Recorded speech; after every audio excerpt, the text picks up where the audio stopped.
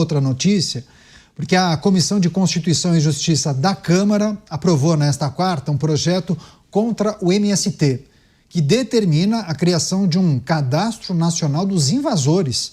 A proposta determina que a lista deve conter as informações pessoais dos envolvidos em ocupações de propriedades públicas e privadas e determina também que órgãos de segurança pública que atuarem na ocorrência, eles deverão verificar os antecedentes criminais dos indivíduos e também incluí-los nessa lista.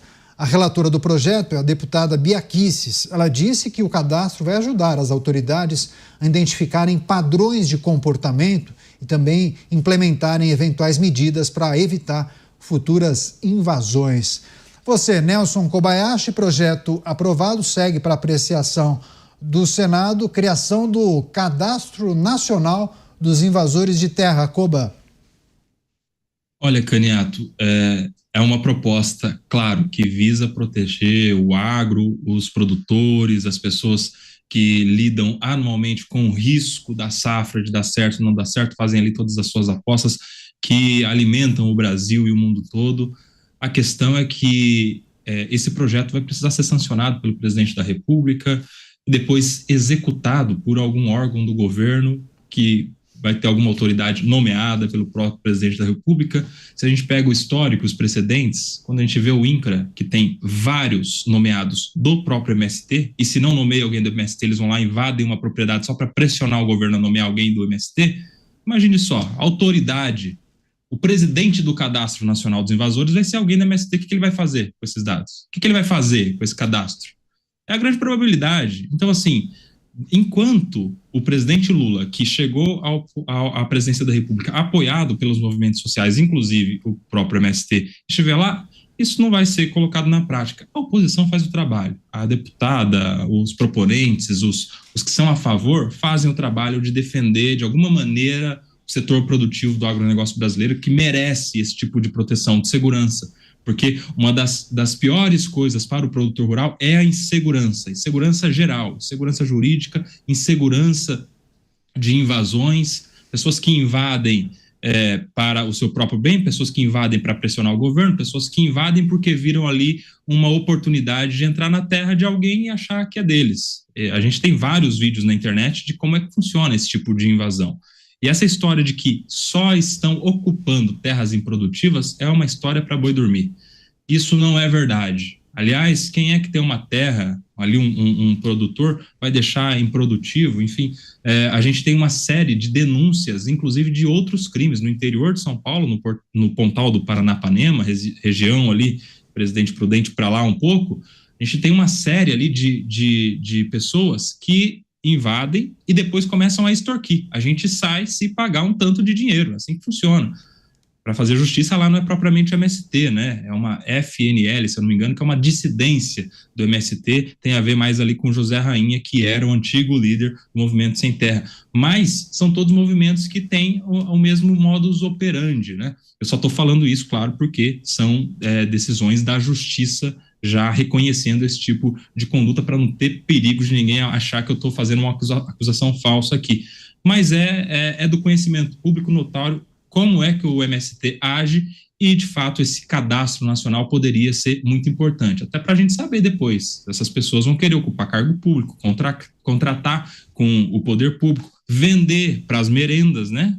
Das escolas, porque essa é uma medida que sempre que alguém mais progressista assume o governo, vai lá e contrata esse pessoal para dar ali um dinheiro mensal para essas pessoas para contratar para merenda. Então, é um bom projeto.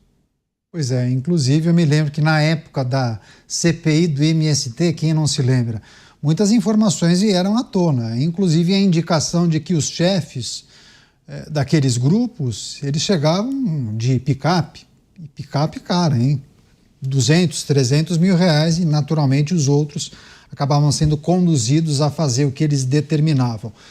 Você, Túlio, criação desse Cadastro Nacional dos Invasores, a relatora do projeto, a deputada Bia Kicis, disse que esse cadastro vai ajudar as autoridades a identificarem os padrões de comportamento e depois para implementar eventuais medidas para evitar invasões. Então o cadastro, assim, só a criação do cadastro não colabora com nada neste momento, né? Ele vai dar subsídios para que as autoridades se utilizem dessas informações para implementarem medidas. O que achou dessa proposta? Olha, Caniato, eu vejo essa situação em duas camadas. A primeira delas é o combate necessário à invasão de terra, invasão de propriedade privada, área que não está destinada à reforma agrária. Muitas vezes há um abuso do MST, há um uso político em relação a isso. Então esse cadastro ele não vai resolver todo o problema, mas ele é alguma coisa, ele ajuda nesse processo. Agora, de outro lado, eu queria olhar para a questão em si, que é interessante observar, né? Esse problema todo, ele é realmente, o que está por trás dele é a necessidade aí de uma reforma agrária, e eu gostaria de saber o quanto que esse governo tem feito de assentamento. É curioso observar, porque pelo que eu me recordo, o governo anterior, que era de direita, né, claramente de direita, fez mais assentamento que esse governo, inclusive destinando aí as mães, as mulheres, né, favorecendo inclusive o sexo feminino, algo que é uma pauta até então da esquerda. Então eu sugeriria um grande pacto aí para o governo federal. Qual é o pacto, Caniato? Faça uma grande guerra contra o tráfico de drogas. A nossa Constituição permite o confisco de áreas que são usadas para o tráfico de drogas, sem a necessidade de indenização. O governo não precisa gastar um centavo, pega esse montante de área, que é um montante muito grande, e assenta as pessoas que realmente precisam de terra para produzir. Pronto, a gente resolve 2 coelhos com uma cajadada só. Pois é verdade. Uma excelente sugestão, inclusive. Você, Mota, a gente tem trazido de tempos em tempos muitas ideias e sugestões, né, de parlamentares para endurecer a legislação, para inviabilizar a atuação de grupos como o MST, mas também esse outro mencionado pelo COBA, Frente Nacional de Lutas, salvo engano. Mas é sempre preciso considerar quem está no poder, né, quem está na cadeira da presidência da República, porque esses grupos têm uma identificação e uma ligação histórica com o partido do presidente da República. É importante a gente lembrar de uma comitiva brasileira que foi à China, inclusive um representante do MST estava junto com as autoridades brasileiras nessa visita à China. Então, assim, podem criar a lei que for, um conjunto de regras para endurecer e impedir a atuação do MST. Quem disse que isso não vai ser vetado pelo presidente da República, né, Mota? Claro. Esse projeto é relatado pela deputada Bia Kicis, que é uma parlamentar que eu respeito muito. Então, eu respeito esse esforço. Acho que é o que é possível se fazer. Agora, o melhor cadastro de invasores de terra é o próprio cadastro do MST, né? Pega lá a lista de militantes, porque se você tem uma organização cuja missão expressa é invadir propriedade dos outros, o MST, por definição, é o cadastro dos invasores de terra. E é uma coisa absurda, é uma coisa louca, porque a propriedade é um direito constitucional, não é isso? Não está na Constituição o direito de propriedade? Como é que se pode criar uma organização que declara que o seu objetivo é invadir a propriedade dos outros? Como é que o Estado brasileiro aceita isso, acha isso uma coisa normal? Justamente o Estado brasileiro, que é tão rigoroso em relação a outras coisas, né? A gente estava falando há pouco da anistia para tirar da cadeia pessoas que foram injustamente colocadas lá, e, por outro lado, você tem um grupo de pessoas que declaram: a nossa intenção é invadir terras. E fica por isso mesmo.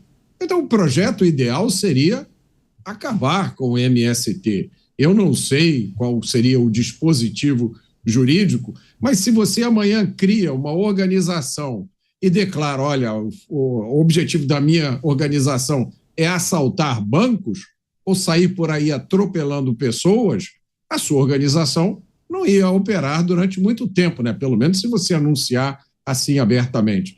Então, na falta dessa possibilidade de acabar com organizações cujos objetivos são ilegais e inconstitucionais, a gente tem que apoiar essas iniciativas do Congresso. Pois é, e a 9ª Vara Federal, sediada em Pernambuco, impediu que a Universidade Federal do Estado crie vagas exclusivas para o curso de medicina para os militantes do MST.